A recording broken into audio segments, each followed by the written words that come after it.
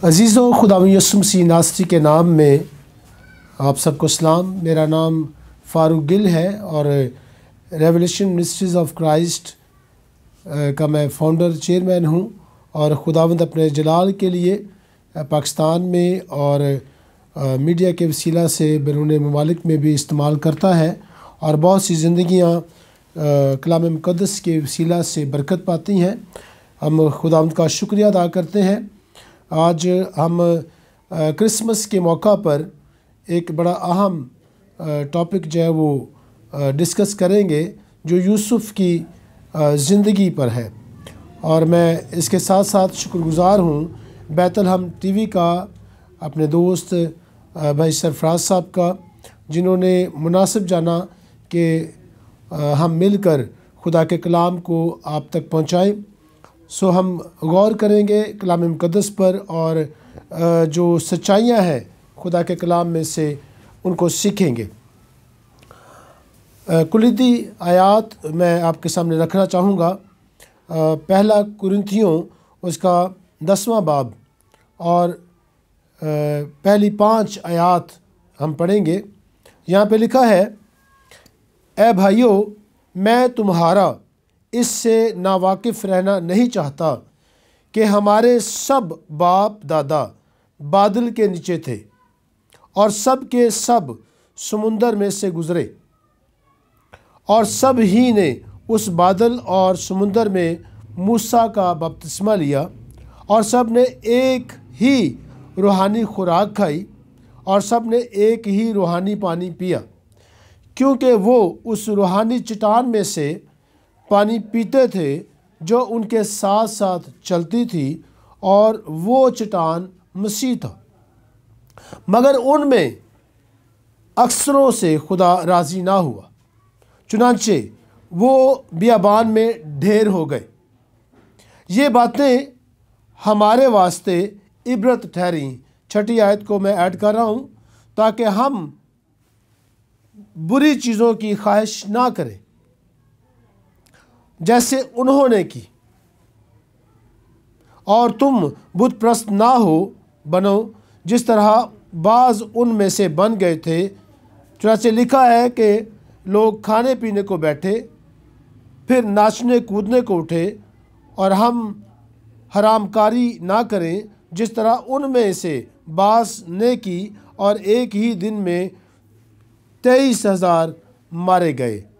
और हम खुदावंद की आजमाइश ना करें जैसे उनमें से बाज़ ने की और सांपों ने उन्हें हलाक किया। और तुम बुड़बुड़ाओ नहीं जिस तरह उनमें से बाज़ बुड़बुड़ाए और हलाक करने वाले से हलाक हुए। सो ये बातें उन पर इबरत के लिए वाक़ई हुई और हम आखिरी ज़माना वालों की नसीहत के वास्ते लिखी गई। 11वीं आयत तक हमने पढ़ा है। खुदा के कलाम में से 2 हिस्से मैंने इसे डिवाइड किया, 5वीं आयत तक और फिर 6 से जो है वो 11वीं आयत तक। ताहम ये एक ही हवाला है, पहली आयत से 11वीं आयत तक।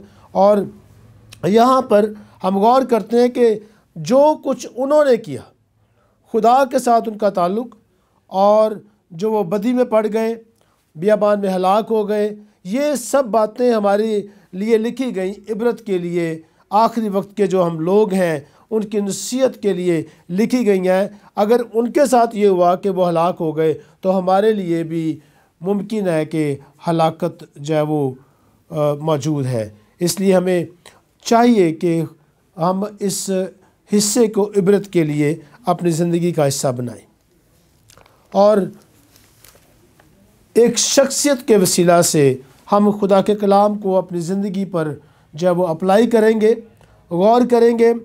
ये बायोग्राफी है, ये लाइफ है, और ये लाइफ है यूसुफ़ की, जो यीशु मसीह के जो है वो रज़ाई बाप थे और उसकी परवरिश करने वाले, और मुक़द्दसा मरियम के मंगेतर शौहर थे। उनके ताल्लुक़ से हम बात कर रहे हैं। आम तौर पर इस शख्सियत को नज़रअंदाज कर दिया जाता है, लेकिन ये शख्सियत यीशु मसीह की पैदाइश یسوع مسیح کی پرورش میں اہم ترین شخصیت ہے، اور مقدسہ مریم کے ساتھ بھی اس شخصیت کا بڑا خوبصورت تعلق ہمیں جو ہے وہ کلام مقدس میں ملتا ہے۔ ہم غور کریں تو یہ وہ شخصیت ہے جو پس پشت ہے، مجوسیوں پر بات کی جاتی ہے، گڈریوں پہ بات کی جاتی ہے، ستارہ، چرنی، سونا، مر، لبان، فرشتے، مقدسہ مریم اور خود یسوع مسیح کی زندگی جو ہمارے لیے بہت اہم شخصیت ہے اور نجات دہندہ ہے، جس کے لیے یہ سب کچھ ہمیں نظر آتا ہے، گراؤنڈ تیار کی گئی ہے اور یہ شخصیات کام کرتی ہوئی نظر آتی ہیں۔ تاہم یہ شخصیت میں سمجھتا ہوں کہ اس پہ بات کرنا بھی ضروری ہے، اسی لیے میں نے اس شخصیت کو لیا ہے کہ ہم جو ہے غور کریں اور اس شخصیت کے وسیلہ سے نصیحت کی باتیں ہم سیکھیں، ان لوگوں کی مانند نہ بنے جو بیابان میں ڈھیر ہو گئے، بلکہ خدا کے کلام سے ہم سیکھیں اور راہ راست پر رہیں اور خداوند کے نام کو اپنی زندگیوں، اپنے کردار کے وسیلہ سے عزت و جلال دے سکیں۔ اس شخصیت کا کردار خوبصورت ترین ہمیں بائبل میں نظر آتے ہیں۔ یہ شخصیت در پردہ ہے لیکن ایک خاص شخصیت ہے۔ نام ہے یوسف، انگلش میں جوزف، اور اس کا مطلب ہے وہ شامل کرے گا، ہی ول ایڈ۔ اس شخصیت کا شجرہ نسب جو ہے وہ یہودا کے قبیلے سے ہے، داؤد کے گھرانے، یہودا کی نسل یعنی یعقوب سے یہ پیدا ہوا، اور فلسطین کے صوبے گلیل کے علاقے زبولون کے شہر ناصرت کا یہ رہائشی تھا۔ وہاں پر سن 20 سے 30 قبل از مسیح میں یہ پیدا ہوئے اور وہاں پہ رہے، اور یسوع مسیح کی مصلوبیت، ان کی خدمت، ان کی مصلوبیت سے پہلے یہ وفات پا گئے۔ غالباً 20 سے 30 قبل از مسیح میں یہ پیدا ہوئے تھے، اور پھر وفات بھی اس سے پہلے جو ہے وہ یسوع مسیح کی خدمت سے پہلے، مصلوبیت سے پہلے پا گئے۔ یوسف کا پیشہ جو تھا وہ بڑھائی کا تھا، کارپینٹر کا تھا، مزدور طبقہ سے یہ تعلق رکھنے والی شخصیت ہے۔ تاریخ میں اس کی جگہ، جیسے میں نے پہلے بتایا، خدا یسوع مسیح کے رضائی باپ یعنی ان کو پالنے پوسنے والے، مقدسہ مریم کے شوہر، اور اتفاق سے سب سے پہلا ریکارڈ رضائی باپ کے طور پر ہمیں یوسف کا جو ہے وہ بائبل میں ملتا ہے۔ خدا یسوع مسیح کے بارے میں جو پیشین گوئیاں ہوئیں، ان کی تکمیل میں یہ شخص جو ہے وہ شامل ہے اور اہم ترین شخصیت ہے۔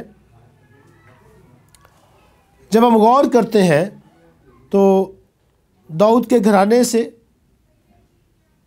یہ شخص ہے، اور یسوع مسیح جو بیت لحم میں پیدا ہوا، یوسف چونکہ داؤد کے گھرانے سے تھا، اور بیت لحم، ناصرت، یہ علاقے جو ہیں اس کی شخصیت کے ساتھ اٹیچ ہوتے ہیں، ان سے اس کا تعلق ہے۔ اور یہ پیشن گوئیاں جو یسوع مسیح کے بارے میں کی گئیں، شاہی خاندان ہونے کے ناطے سے کہ وہ ابدی بادشاہ ہوگا، یوسف کے وسیلے سے ہمیں پوری ہوتی ہوئی نظر آتی ہیں۔ چونکہ یوسف جو تھا یہودا کے قبیلے اور داؤد کے گھرانے سے تھا، اور خدا نے داؤد سے یہ بات کی تھی کہ تیرے تخت پر بادشاہ کی جو ہے وہ کمی نہ ہوگی۔ تاہم یہ یوسف جو ہے اسی سلسلے سے ہے جو شاہی گھرانہ ہے، اگرچہ یہ شخص یکونیہ بادشاہ پر لعنت کے سبب سے اہل نہ ہوا کہ بادشاہ ہوتا، تاہم روحانی اعتبار سے اور یسوع کے ساتھ سلسلہ جو ہے وہ قانونی اعتبار سے جڑنے کے سبب سے یہ جو ہے وہ اسی میں شامل ہے۔ یوسف جو ہے وہ یہودا کے گھرانے، داؤد کے گھرانے سے تعلق رکھتا ہے۔ تو یسوع مسیح کا ابدی بادشاہی میں جو ہے وہ کی پیشن گوئی جو ہے وہ اس کے وسیلہ سے میں پوری ہوتی ہوئی نظر آتی ہے، چونکہ داؤد کا سلسلہ شاہی سلسلہ ہے اور یسوع شاہی اعتبار سے داؤد کے ساتھ مل جاتے ہیں، اور یسوع کی بادشاہی اگرچہ روحانی بادشاہی ہے لیکن اس کے وسیلے سے سلسلہ جو ہے وہ جڑتا ہے۔ خداوند یسوع مسیح کو جب وہ پیدا ہوئے تو کیا کیا اہم باتیں یوسف کے وسیلہ سے پایہ تکمیل تک پہنچی، ہم اس پہ غور کریں گے۔ یوسف کو 4 دفعہ فرشتہ مل کر جو ہے وہ پیغام دیتا ہے کہ اسے کیا کیا کرنا ہے۔ اس کی زندگی سے ہم سیکھیں گے کہ وہ شخص کیا کیا کوالٹیز رکھنے والا تھا۔ پہلی دفعہ جب یوسف نے مریم کو چھوڑ دینے کا ارادہ کیا تو یوسف ملا۔ یہ کچھ باتیں میں اس لیے بیان کر رہا ہوں تاکہ ہمیں بائبل مقدس کا درست علم حاصل ہو اور پورا علم حاصل ہو کہ یسوع مسیح کی پیدائش حادثاتی طور پر نہیں ہے۔ یسوع مسیح کی پیدائش خدا کے پلان کے مطابق ہے، جس میں فرشتے بھی استعمال ہو رہے ہیں، مختلف شخصیات استعمال ہو رہی ہیں، جو انبیاء ہیں ان کی نبوتیں اور پیشین گوئیاں جو ہیں وہ اس میں شامل ہیں۔ سو یسوع کی پیدائش کلام مقدس کے مطابق، ہسٹری کے مطابق جو ہے وہ ہمیں نظر آتی ہے۔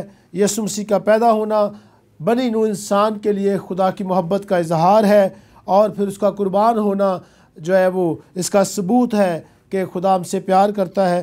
سو اس میں مختلف شخصیات شامل ہیں جو خدا باپ کے پلان کو پورا ہونے میں مددگار ہوئیں، جس میں فرشتے شامل ہیں۔ جبرائیل فرشتہ شامل ہے جو 4 دفعہ یوسف پر ظاہر ہوا۔ پہلی دفعہ جب یوسف جو ہے ارادہ کرتا ہے کہ مقدسہ مریم کو چھوڑ دیا جائے، متی کی انجیل 1 باب 19 آیت۔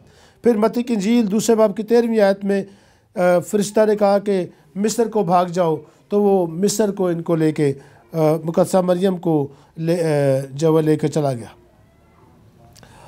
یسوع کو لے کے چلا گیا۔